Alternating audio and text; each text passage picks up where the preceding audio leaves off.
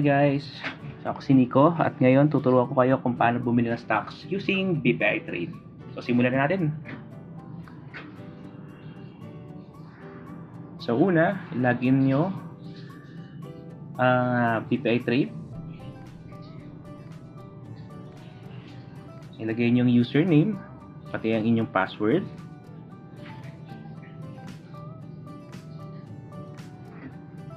So makikita nyo dito yung market value pati yung buying power nyo. So punta tayo sa trading, click nyo lang. Makikita nyo dito, ito yung kung paano mag-order or paano makita yung format. So para makita yung mga pwede natin ibenta, click nyo lang yung view portfolio. So syempre ito yung mga nabili ko dati.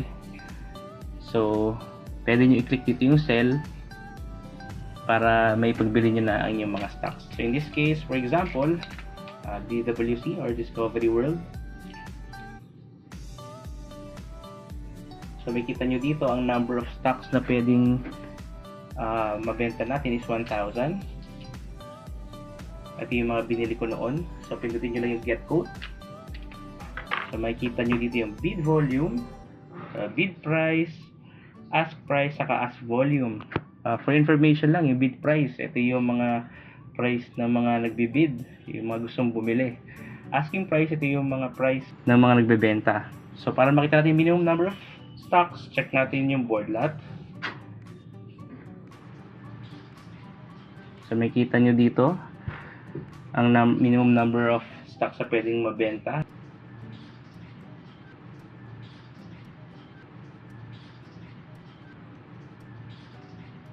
So in this case, under siya ng 0.5 to 4.99. So 1,000 ang minimum number of stocks na pwedeng mabenta.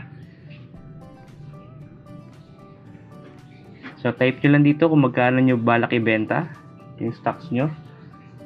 Kung gusto nyo na mabenta agad, so pwede nyo ilagay yung 2.01 para mabenta ito agad. So ang value niya is 2010. Click nyo lang yung preview order.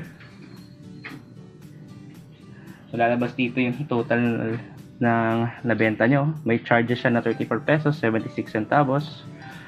Ang total value na nabenta is 1,975.24. So kung okay na kayo dito, type nyo lang ang password nyo at confirm order para mabenta na inyong mga stocks. In this case, hindi ko pa siya ibebenta kasi kabubukasan ng Boracay, so may chances pa na tumaas yung stocks ko. So hindi ko muna siya ibebenta. So kung nagustuhan nyo yung video na ito, click nyo lang yung like at subscribe sa channel. Maraming salamat!